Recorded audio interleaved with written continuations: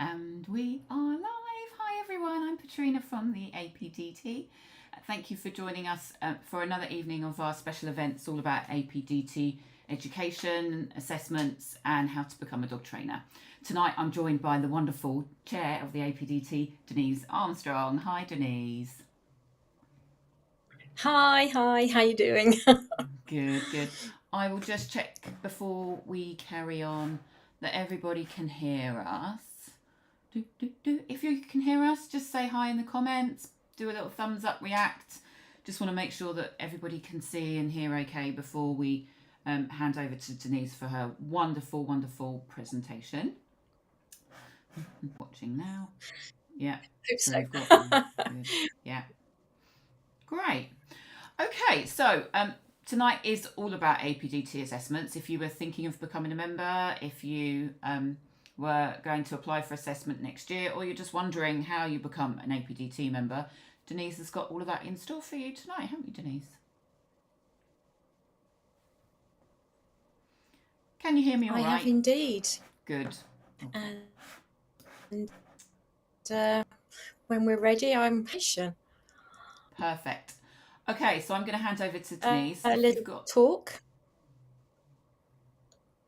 Oh, yeah.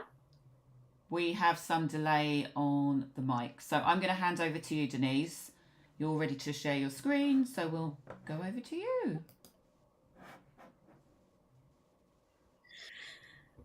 Okay, so hi everybody, and welcome to my little conversation about all things assessments. And as Petrina quite nicely introduced me, my name's Denise Armstrong. I'm a member of the APDT, and that's my number, 01215.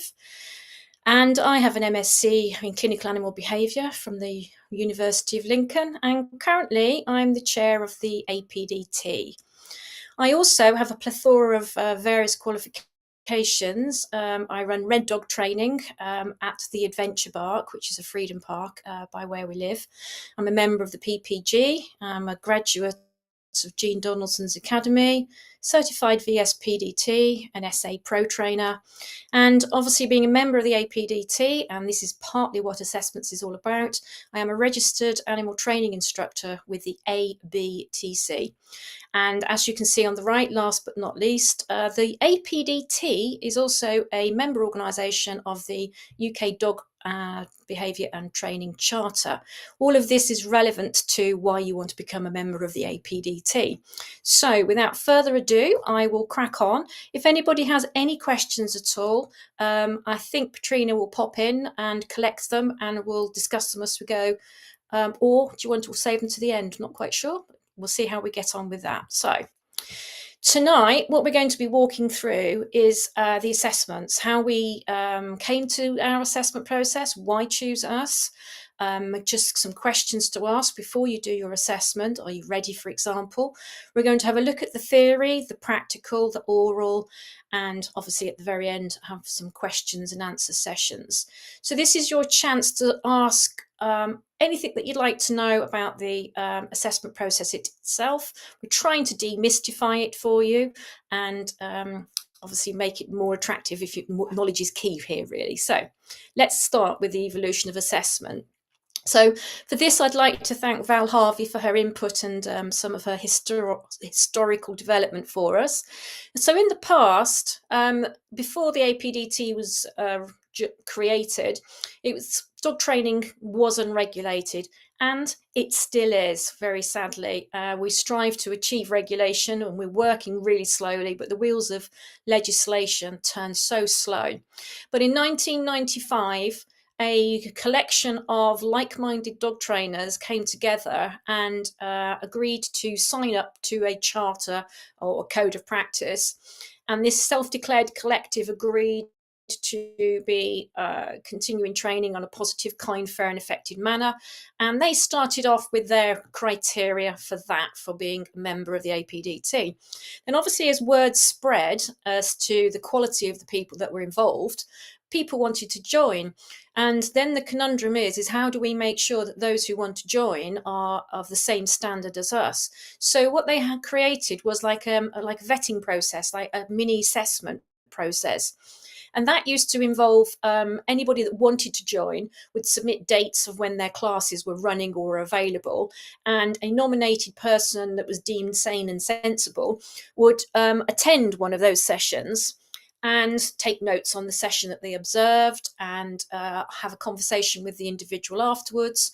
And then that's where sometimes the individuals who were doing the assessing would either submit a full report or say a yes or no, or a brief context, or give marks and scoring. And so with time, it became quite clear that some form of standardization amongst the assessors themselves was key to developing a much more structured approach to accepting people in for membership, or rather offering membership of our association. So in 2006, it was agreed to implement a standardization of what is it that we would like to see from our new members joining us, what's the standard that we would like people to have and demonstrate to us. And at the same time, that criteria was developed was also helping the creation of the foundation of the ABTC when they were developing their ATI. I'm aware there's a lot of acronyms here, but stick with us. So the ABTC, we helped provide the initial assessment process and set them off and running with that. So that was in the past. So where we are now, the present, is that as late as 2022 was our last massive big current review of our process, and we went through an enormous review of it. And so we've come up with the process that we're walking you through today, which I want to remind you is the full acceptance into the APDT. That's the route of I want to join and I need to demonstrate my knowledge and my practical skill sets at the moment. So that's the proper full assessment process we're doing.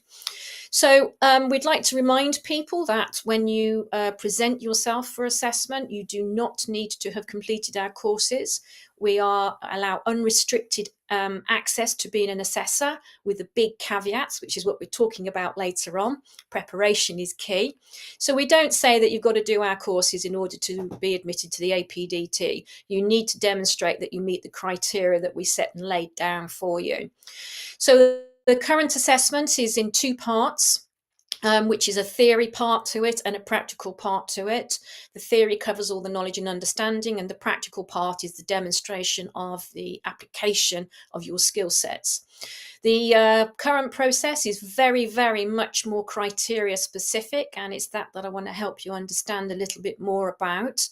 And again, once you've completed an assessment and you're invited to join the APDT, you are also able to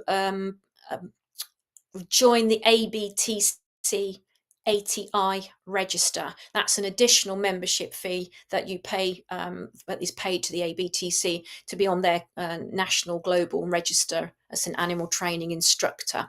So the animal training instructor is to a level 4 of educational grading, and that's the skill sets that we're looking for you to achieve.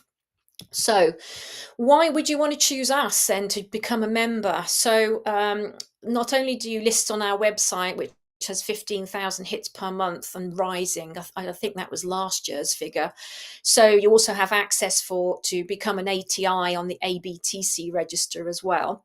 We provide low-cost CPD for members, and this is part of your ongoing code of practice, is that you agree to adhere to not less than 15 hours per year of CPD, and that's continuous professional development. We have a network of like-minded supported members, and we have an active Facebook group where we can support each other and bounce ideas off. I'm stuck for this training or that particular training area. We have a regular newsletter which updates members on our APDT activities and the news from the board. We have development opportunities within the APDT and beyond in terms of skill sets and courses in the pipeline. We have a very rigorous assessment process, And I could say earlier, you don't need to have completed our courses to be put yourself forward for assessment. And we make no bones about the fact that we are rigorous, we are standard, we are the ones to achieve, we are the ones that set the bar at the beginning, and we continue to do so. The ABTC, oh, there's a spelling mistake there, ABTC practitioner organisation. So we were at the very beginnings of the support behind the ABTC, who's our independent oversight, if you want to say. And we're also a member of the charter group. And the biggest thing of why you'd want to join us is that we're a not-for-profit organisation. There's very, very few of us. In fact, there's only 2 of us left now, where any of the money that we raise is immediately ploughed back into raising the profile of kind, fair and effective training. And we're very conscious of the standards are unknown, and it's a minefield out there because of the lack of legislation, that members of the public need some level of quality assurance, that they know when they sign up to a trainer, that trainer knows and understands exactly what it is that they're trying to achieve and help them with their dog.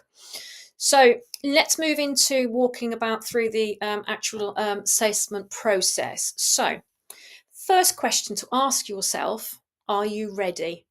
And this sounds a bit silly, but please, please, please, we've got a little run of captions there. One of them is, and the first one is, have you read the website and understand who we are, what we're about, and how we operate? We've had, I mean, I'm an assessor. I've been an assessor now for 4 years, and it's not unknown for somebody to get through the theory and all the way through to the practical, and then fall at the last hurdle and not understand what our code of practice means. You can fail in your practical if you are in breach of the code of practice throughout your practical. You can also fail your theory if you are recommending equipment which on our code of practice we are restricted from using.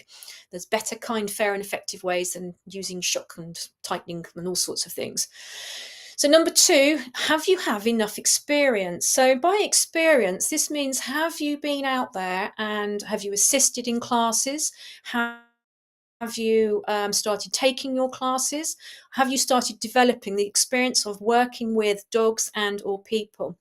And we recommend about 2 years is a really nice bedrock of experience. You're not going to see everything within your first year or within your first week or your first day.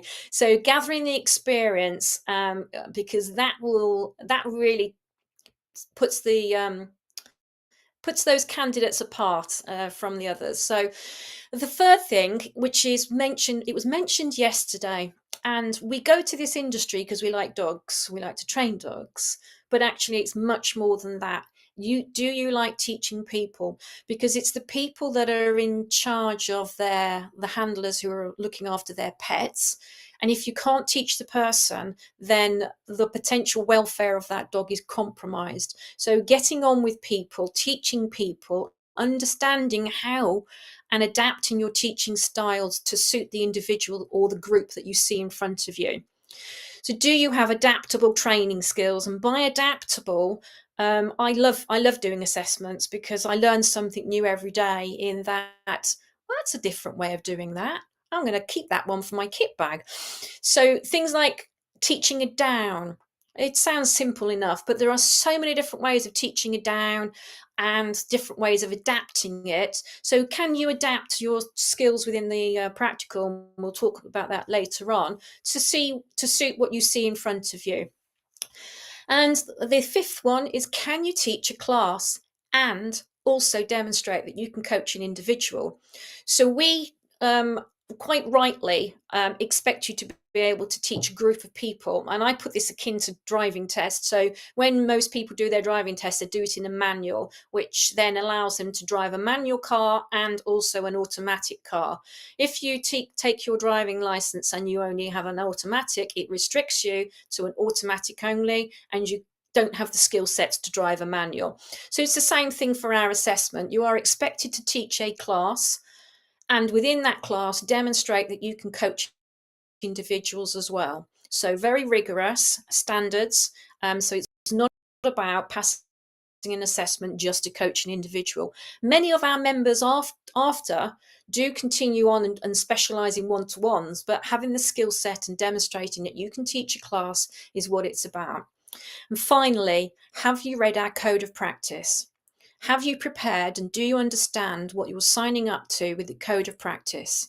You are being assessed as an animal training instructor, not a behaviourist and not an animal trainer. You are being assessed as an animal training instructor, and that means understanding your limitations.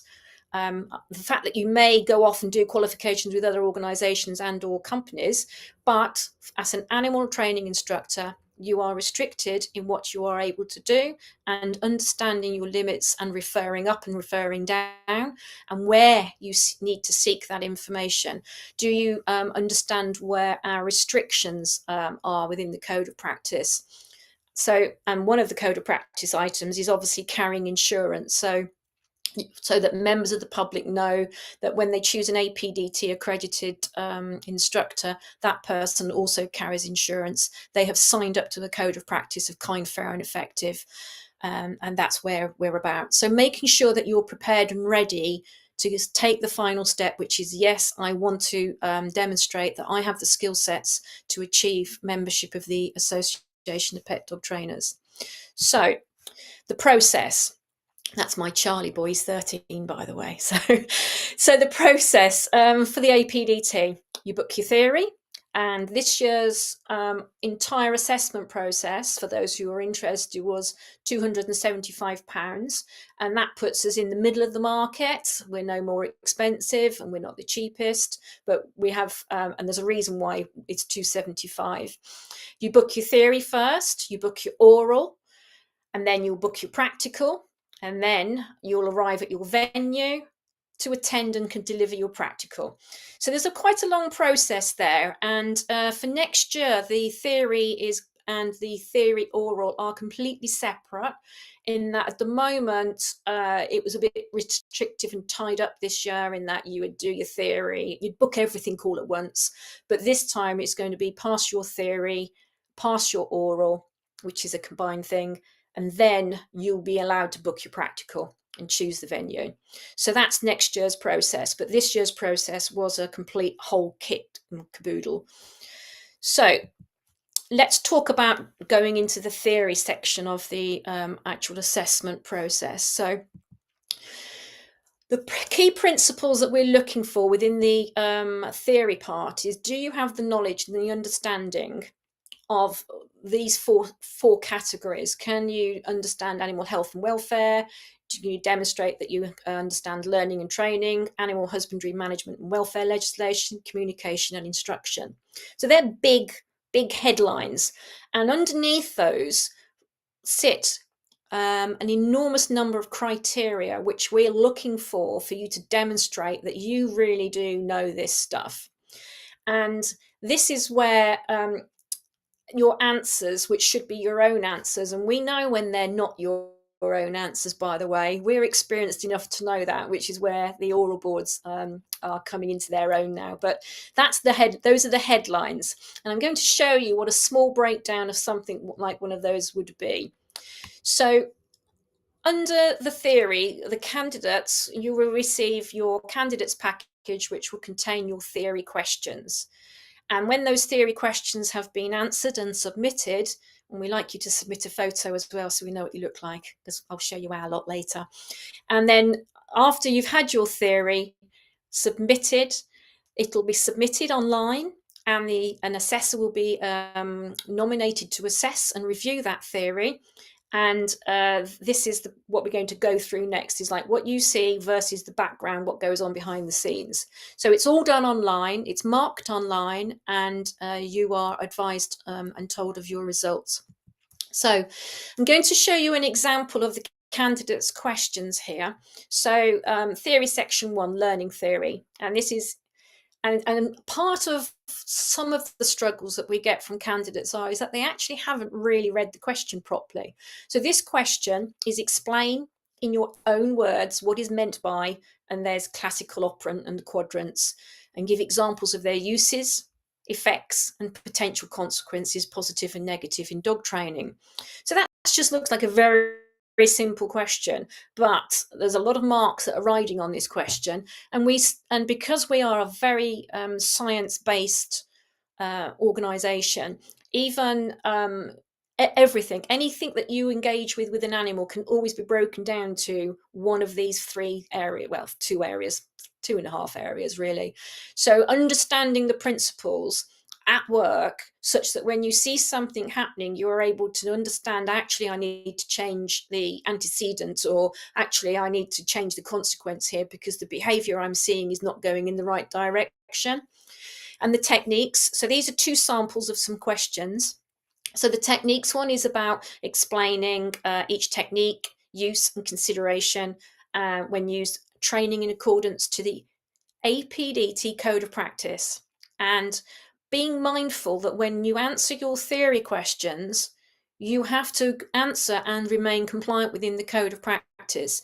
So if you're discussing a piece of equipment such as an electric shock collar and you say, I would recommend this, that is an immediate fail. That's outside of our code of practice, and it is not acceptable in a modern training society, full stop, period. So you would fail immediately on that, and you would have you'd be told the reasons why. So it's working through the theory questions with the code of practice in mind when you're answering these questions. So what does that look like on the other side? So when we're marking the questions, that learning theory question you just saw previously, we're looking for, there's 6 marks for your description of it. So we're looking for all the name drops. Do you understand how it works? And we're looking for a use, an example, and the effect of classical conditioning and a consequence of it. So that's linking through your words. Can I describe it? Can I describe when it would be used?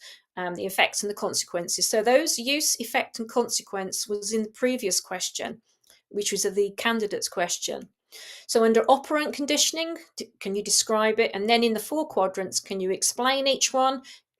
Use, when would you use them, and what their effects are, and the consequences. So those explain, use, and effect with the consequence were all in the question.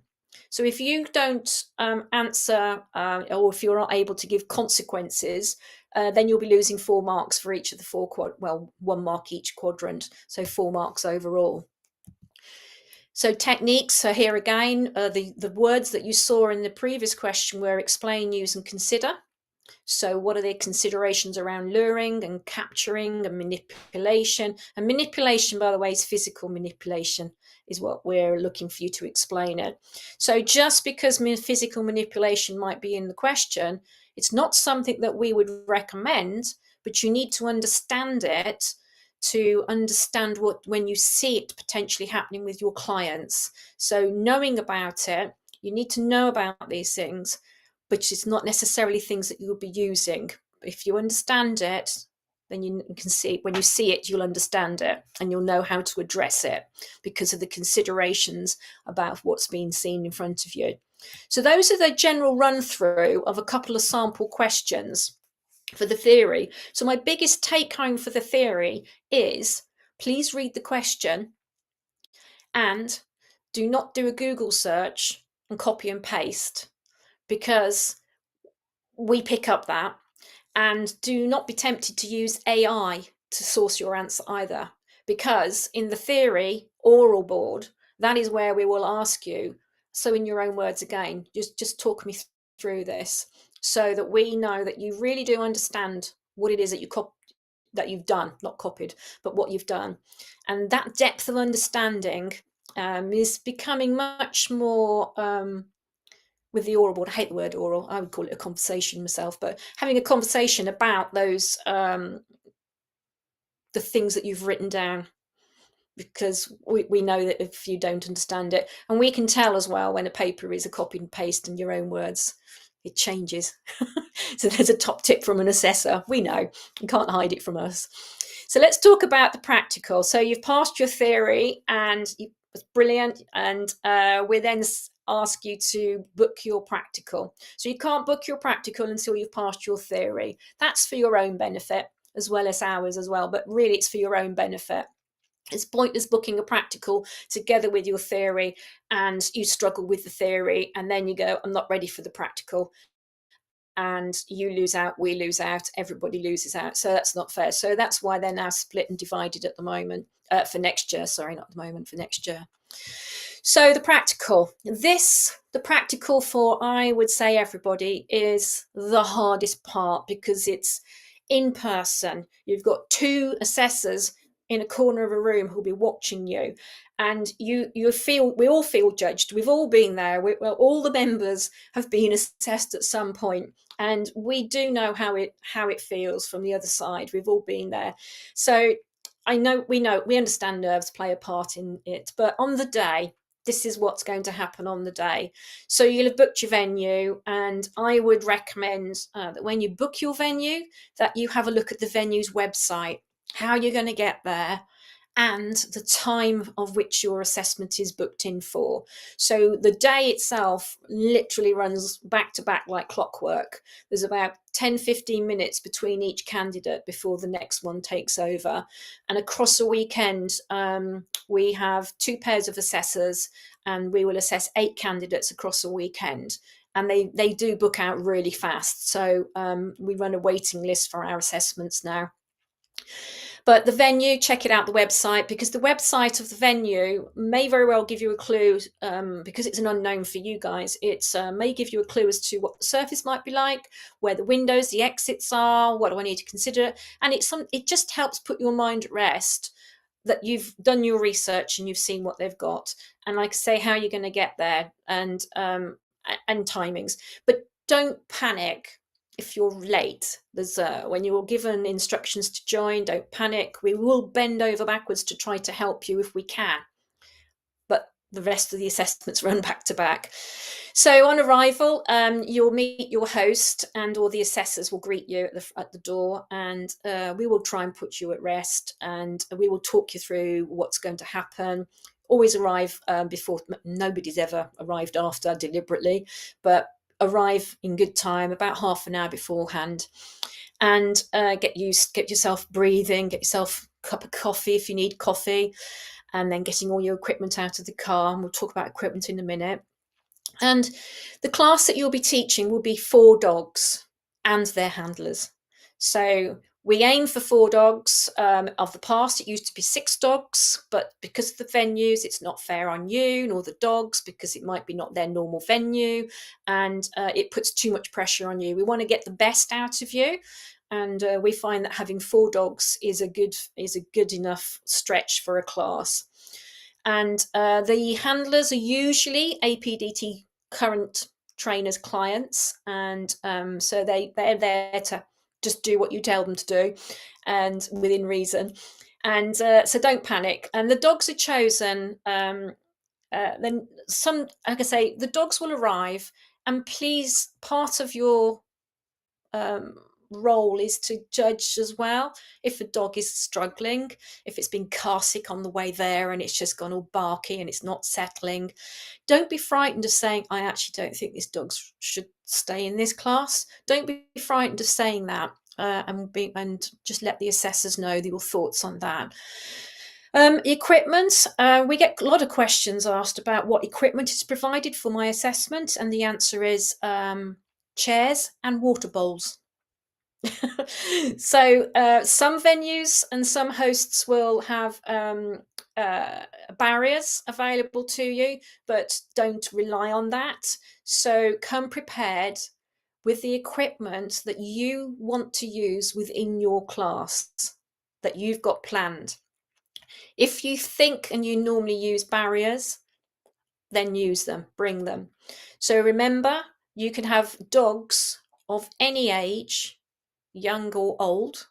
So the equipment that you provide should really cover that. So, but barriers aren't a given. So if you want barriers and you can't carry them, always ask the office, to ask the host if they have them available. We've had people well, I have to say, one of the most impressive ones I ever saw was somebody that flew over for an assessment, and I don't know how they managed to carry the equipment that they did in their rucksack. It was amazing. brilliant. But obviously she couldn't carry barriers. So that's part of the equipment provided. So the just water bowls and chairs. The assessors who will be there, they will observe you and the dogs in your care. And the dogs go into your care during your session. But should an assessor observe, because you've not seen it, something happening, and they may approach the handler and maybe give them some spare time outside. So don't be worried about what the assessors are doing, but they try to blend into the background. We really try our hardest to shrink away into the corner, because we know nobody likes being watched, and it's trying to, but they will write so much. And you'll think they're writing stop. What have I done wrong? What have I done wrong? It's not what have I done wrong. It's like some of the reports, it's like, that's brilliant, I love that, this is really good. So they literally, everything they see, they will write down. Everything they hear, they will write down. So they're just literally in the corner scribing away. So why do we have two observers as well? As so because this is a very much more do I see it or do I not see it, and removing the subjective approach to much more of an objective criteria. Did I see it or did I not see it? When you've got two observers, they can confer that, yes, actually, I saw that. I saw the evidence that this happened. And the other person, the other observer may have been watching a different dog. So two assessors observe for your benefit. So number 6 is just be you. Don't deliver what you think we want to see. Deliver what you would do in your normal class.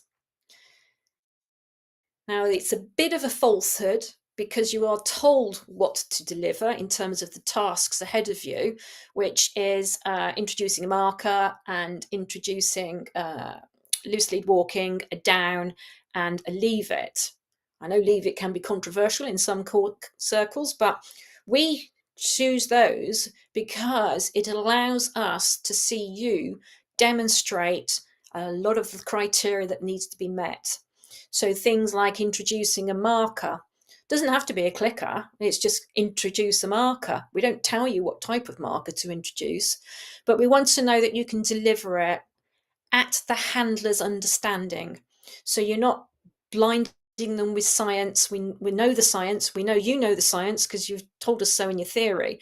It's, can you deliver at the understanding and comprehension level for the handlers? Can you capture a down? Can you capture a moment and say, that's brilliant? So we're looking for you to deliver, be natural, but yes, we're looking for these 4 exercises specifically because within those 4 exercises, they meet different criteria for us to observe that you do have the skill sets in your kit bag. Now, itself, when you're doing your practical, things do go wrong, and they will go wrong, but they'll only go wrong in your head wrong. What we see is that's brilliant because they've just responded to something. That's really good. They were adaptable, they were flexible, and they were able to demonstrate that they could respond and adapt to what was being presented to them. So do not worry about things going wrong at all. It happens in normal lessons, let alone false lessons. So don't panic is our advice for that. So the performance criteria that we're looking for you is, can you create, which is part of your original theory, implement and adapt, and as necessary, a structured lesson plan. Can you structure it? Can you keep to time? Do you demonstrate and show within your lesson plan how you would grow and how you would drop criteria for the individuals? And again, part of this is most of 1 minute. Sorry, Denise. I'm so sorry. The my camera just switched on. So hold on 1 minute for me. I'm so sorry, everyone. Here we go. I was right in flow then. Okay, are we good? Good. Okay, so we're looking for you to create, adapt, and as necessary, a structured lesson. So you're delivering criteria is being demonstrated and met, that you can also then demonstrate the ability to teach a group, manage and develop learners. And that is learners, plural, that's people and dogs. So can you manage a group and can you develop a group? But the group development comes about through the individual coaching. So we expect you to talk to the group, control the group, and then go in and deliver individual coaching. And can you adapt the exercises to accommodate those learners? So learners, in terms of that, would be on part of your very brief intake, and your brief intake form informs you as to where you're going to position people. And we will ask you why, why did you put them there and this, that, and the other? But can you adapt the exercises as well? So if somebody says to you at the beginning, I really struggle to bend down with my knees, then we would expect you, if we've seen your lesson plan includes getting down on the floor and kneeling on the floor to teach you down, the way we would expect you to adapt that for them. So being adaptable throughout your lesson. So the practical, so you are given the criteria that we're looking for ahead of the practical. So it should not be a surprise to you that, it's a very comprehensive list. And I'm going to show you just a sample of what you see versus how we then mark it, so that we can talk through that. So this might be your list this is a very small section of, it's called PR1 because it's part of our cross-referencing. So we mark the arrival. When you're talking to them, do you review the questions? Most importantly, do you allergy check the people and the dogs? Part of your initial communication, how do you speak to the group? Are you checking equipment? If we don't see you check it, we'll be checking it as well as an assessor. And class management, have you got your lesson plan? If you've forgotten it, don't fall apart. We've got them. We always have them printed off and ready. We'll just hand you your lesson plan. And appropriate equipment items to support your lesson, and a variety of reinforcers, which we all know is not necessarily all just food. Have you got a variety of reinforcers to suit your lesson? So what does that look like on the other side? It's quite simple. So the intake questions, did you review them? The really brief ones. So did you ask their name? Have you checked for allergies? Any health requirements? Dog behavioural issues? Shouldn't have any, but you never know. Like I say, you might have travelled and got upset on the way there. Any dietary needs? And the initial communication, were they welcoming? These are all effectively yes, no answers. And that is what we're looking for within the practical. Is the criteria, did I see the criteria? Yes, no. It's not sort of, I'll give them half a mark. It's yes, no. Did you see it or not see it? And if we do not see something, then that gets moved into the oral. So we ask you, so don't worry. So part of, just go back to here. So like on the equipment, the lesson plan is available, and the layout, why did you position the dogs? Were they suitable for the venue, and the exercises that you had? So I have had people in an assessment. There's an enormous hall. My venue is an enormous hall. It's a big hall. It's badminton court sized. So it's a big hall, and I have seen people through nerves only set out the class for halfway across the hall, and I'm thinking, are they working behind? And it was just pure nerves. They didn't really think, I'm going to put everybody at the back on the wall so that there's more space for everybody to move. So that was interesting, but asking them, but it was just pure nerves. So, but going back to the criteria, if we don't see it, we will ask you in the oral. We need to know that you either can demonstrate it, and it's not your fault if something doesn't present itself for you to be unable to demonstrate it. So, for example, management of dogs that might be having an issue with each other.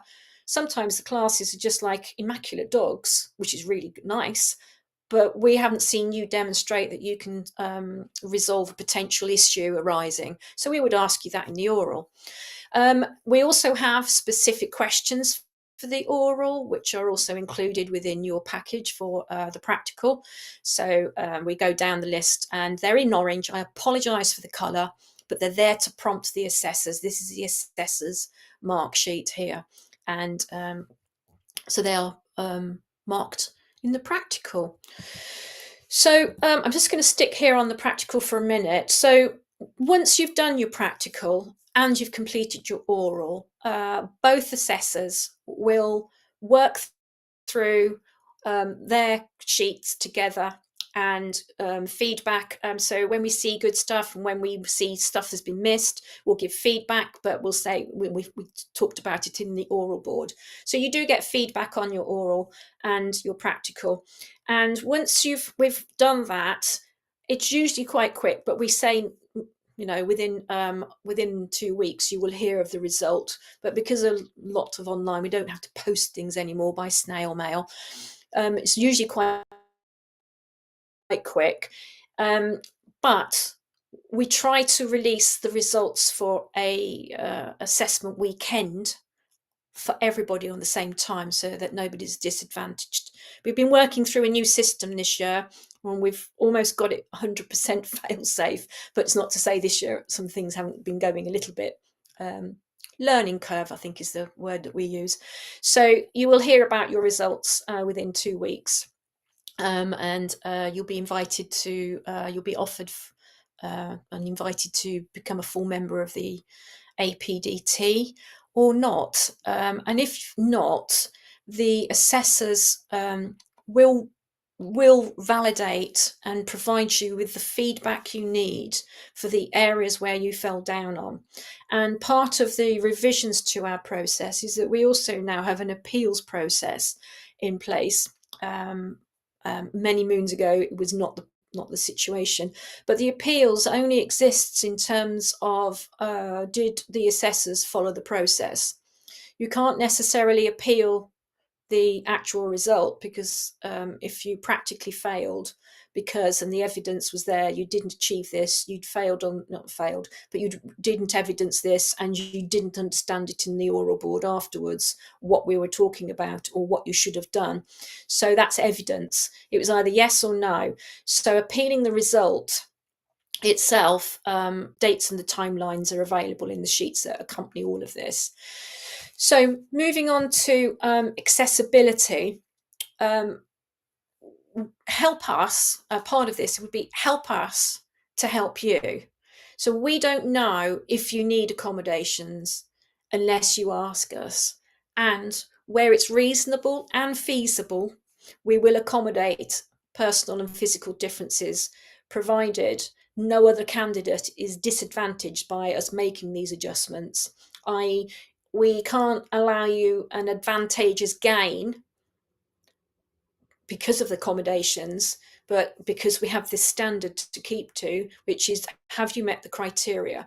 If we can accommodate you, so do you need additional time for your theory because of struggling with the reading, or in the venues? A lot of the issues tend to be around venues, so lighting, accessibility, the timings of those particular events, the types of dogs. You may have a particular issue with particular dogs, in which, well, that's not really fair to say actually, but it's more about if you have an issue with certain dogs. So you couldn't necessarily say, I don't want any 3-legged dogs in my class, because you get 3-legged dogs turn up for sessions. We can accommodate, like if you let us know in advance that you're pregnant, we can make accommodations in terms of, well, do you need help and assistance lifting and bringing your equipment in? Because normally these assessors wouldn't do that. It's all about you setting up your class by yourself for the best of your ability. So where we can, we will accommodate you. And we've recently made quite a lot of adjustments for some people in our assessments in the past. So just let us know. If we don't know, we can't help you. We are nice people. And moving on to the people, let me introduce you to the assessment team from 2023. So there's a lot of us. There's the head of assessments, Michelle, and newly appointed administration for assessments is Pamela. And Carol's been hosting assessments for years and years. Sandra is wearing her dog aid get up there.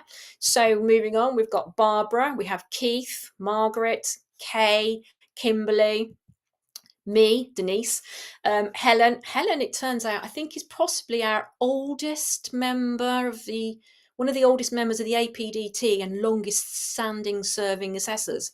We've got Caris down south, Susan and Tony over to the east, Joanne south, and Hannah and Jenny and Adam and Jane. So that's part of our team. So the team is growing. We grow our assessors numbers. We've got another assessment intake assessor training course in November. And for those who want to know, how do you become an assessor? Well, the minimum is, as a minimum requirement to become an assessor, you have to have been a full member delivering classes for 2 years before we ask who would like to be an assessor. And then we have a weekend training course for the assessors to go through where they're taught all the skill sets needed to be an assessor. So that's happening for our group. So the team will grow, and the more assessors we have, the more we're able to and deliver assessments easier and make it much more accommodating for everybody. So I'd like to give you some feedback from some recent assessments conducted this year to assure you that it's not all bad. So we've got assessors who were very welcoming and everyone helped you feel more relaxed. Wanted to say a big thank you to everyone involved. I was very well organised. I think that said it. I was very well organised, and this helped my nerves. I really enjoyed my assessment practical. That's lovely to hear. My assessors were very friendly, professional, and helpful. They did their best to help me relax. My assessors have been so welcoming and friendly that it made me feel myself and less stressed about the assessment. The whole experience was 5-star for me, and I think I will always remember it. And you do. I remember who my assessors were, and we all remember who our assessors were, and we've been there. Like I say, we've been there. We know how stressful it is having somebody watch you, try your hardest, and like I say, it shouldn't be perfect, because if it is perfect, we have loads of questions to ask you in the oral board.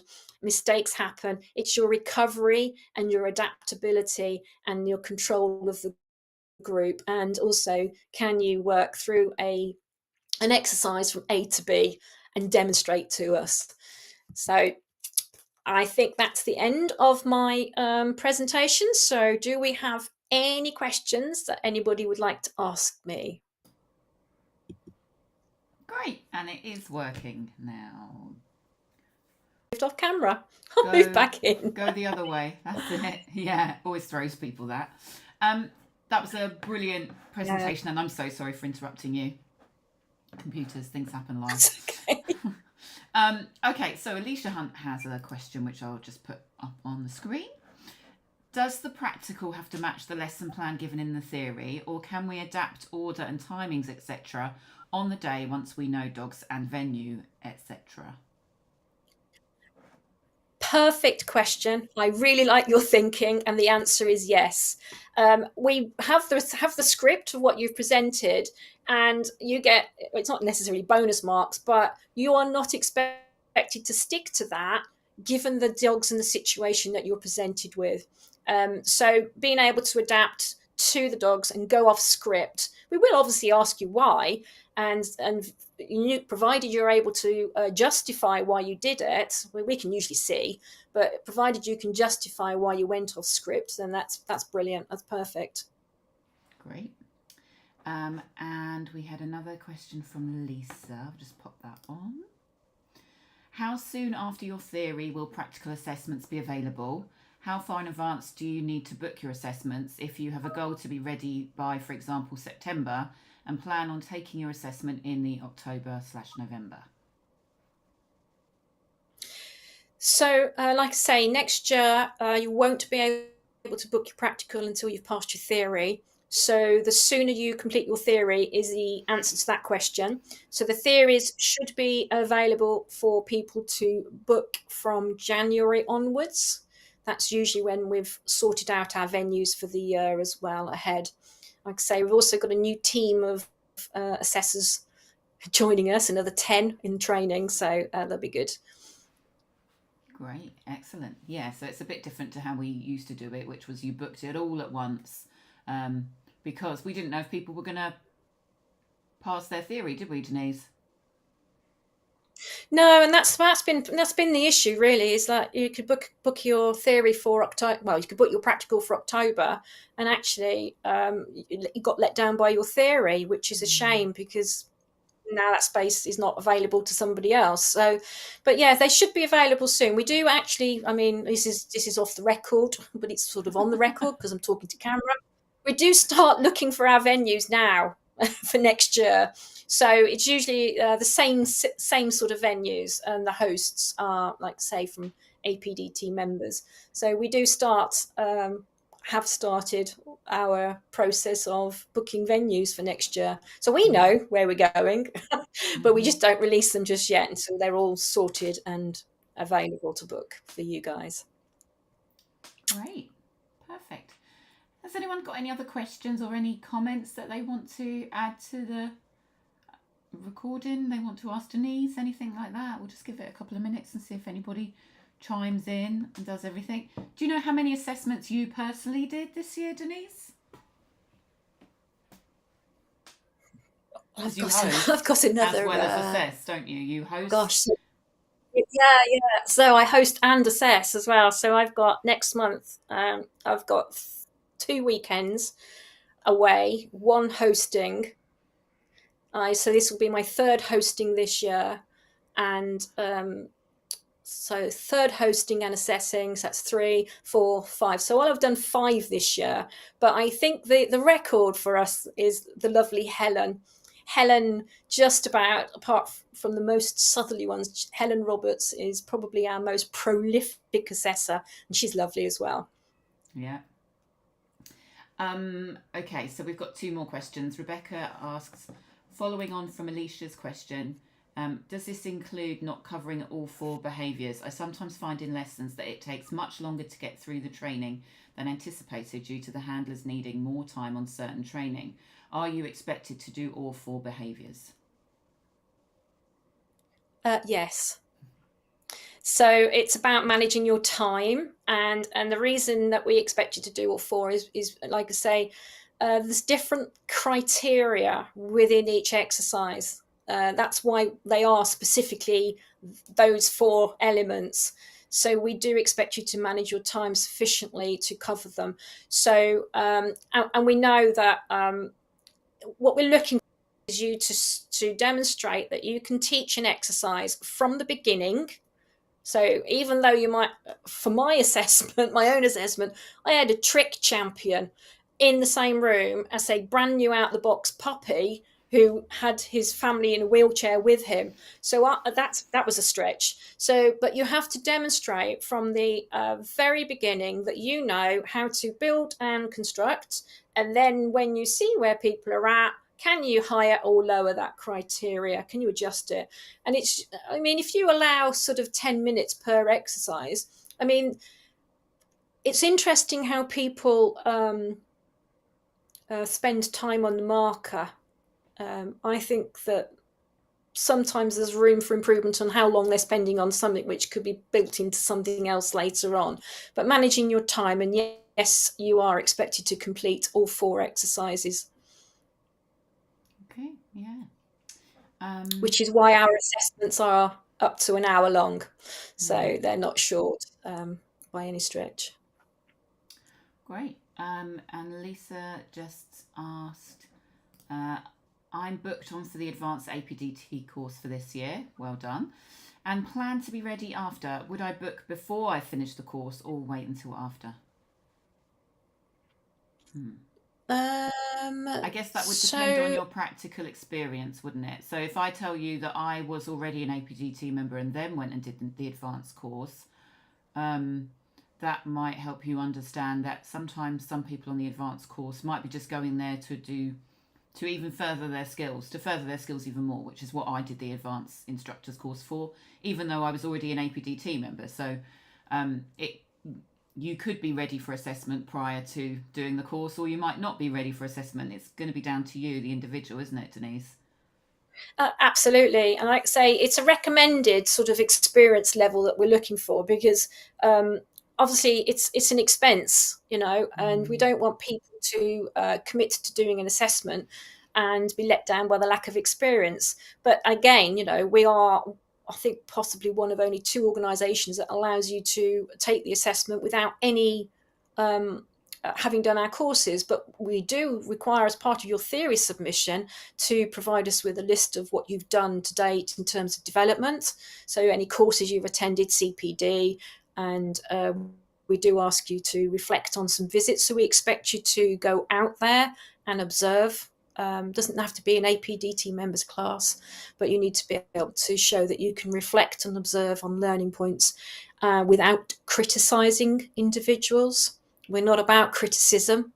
We're about learning and moving on from things, very much. I hope that answers your question, Lisa, and I hope you really enjoy the advanced course. If you come back tomorrow night, you'll get to meet some of your tutors and lecturers, Chris and Callum. And Gordon's just got a question, which is, it's always a tricky one. Are there going to be any assessments up in Scotland next year, or is it north of England I'll be looking at? So Scotland is difficult in that we have very few assessors in Scotland, and this is part of our assessment training programme. We would like much more assessors in Scotland, but equally we can't assess in Scotland if we don't have a venue, and having more people in Scotland who are assessed provides us with potential access to venues. So yeah, you're probably looking at north of England for the moment. I think we've got a nice intake of Welsh trainers, I think, this year for assessors. So there'll be a nice, hopefully, widening over to the west in the Welsh areas. But yeah, so you probably are looking at the north of England at the moment. Not to say it couldn't happen. Let you know. Watch the release for the practicals. Yeah, and it's also got to be down to numbers, hasn't it? Because I know that we have done assessments in Scotland before, and we haven't had lots and lots of trainers in Scotland wanting to be assessed. So then from a business point of view, you have so many things that you have to tick off, and that is, have we got the numbers of people? Have we got the demand for people that want to be assessed in Scotland? It's tricky. Yeah, I mean, there is that as well, because it's expensive for the APDT. So because we often have to get assessors out, have to hire the venues, we have to. So there's a lot involved. I mean, it's not. It's hard work behind the scenes to get assessments up and running. So that's why we have 2 pairs of assessors across the whole weekend. They commit to the whole weekend, and then we know we can do 8 people. So like you say, if we don't fill 8 spaces, it starts to impact on us in a negative way, really. And maybe people know this, maybe they don't know this, but the APDT is the only non-profit dog training organisation, I think, in the UK. So all of our monies get put back into our membership, and all of our business decisions have to be made with our members in mind, because it's their money that is being spent. And equally, there's nobody at the top counting the money in terms of, I'm going to go and buy a nice house with the profits that I've made from running my dog training organisation this year, which is wonderful because it makes us all feel part of a team and feel like we can be committed and do something about it. But we also just need to be really mindful, don't we, Denise, of how that money's spent. And very much so. And also as well, when you become part of the APDT family, we're very much about building together and what can we do together as the collective change to counter the less kind, fair and effective methods that we see that spring up across the internet. So working together and volunteering for our organisation, so that's any member that joins us is welcome to help in any shape or form. Every now and again in our newsletters we ask for support in various projects, and our members come through on that. So you're joining a family really of volunteers that just really want to change the world, and we continue to do it. We continue to work towards the greater good, and having assessed accreditable, kite stamped effectively trainers through this robust assessment process is part of it. We want more people to join us to give that public assurance that we know what we're doing, and I've met this standard. Excellent. And Lisa's just left a final little comment, which is nice, saying, "Thank you for the useful information. Looking forward to my course and eventually becoming a member." Ooh. Where's my clap sound effect? I won't put it on because last time. Yeah, lovely. Everything. I know. Okay. Have you got anything else that you'd like to add, Denise? I can't think of anything to add off the top of my head. I could talk about assessments forever. I love it. I mean, I know it's a really nerve-wracking process for people that put themselves forward for assessment, but as an assessor behind the scenes, it's really good. I love it because you learn so much from assessing others. Like I say, you just think that's good. I've never seen it done that way before. That's a new one. So yeah. And it is hard, but the sense of achievement you feel when you've passed and you feel quite validated is well worth it. So if you're thinking of becoming a member and you've got the practical and theoretical experience, go for it because you won't regret it. Yeah. All absolutely. right. Well, that just leaves me to say thank you so much to Denise for coming and presenting tonight. The recording will be available, and I'll also edit a version that doesn't include me popping in halfway through. And just to say that tomorrow night, join us as we're talking to the education team. We're going to be talking to Chris Mancini, Head of Education, and Callum McConnell, one of the tutors on the education course.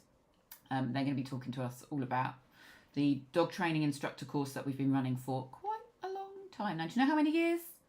15, is it, Denise? Something like that. Oh, it's a long time. I genuinely couldn't tell you. I just a long time. The first of its kind, I believe. Yeah. It's the first. So thanks everyone for watching, and I will see you tomorrow. Thanks, Denise. Bye.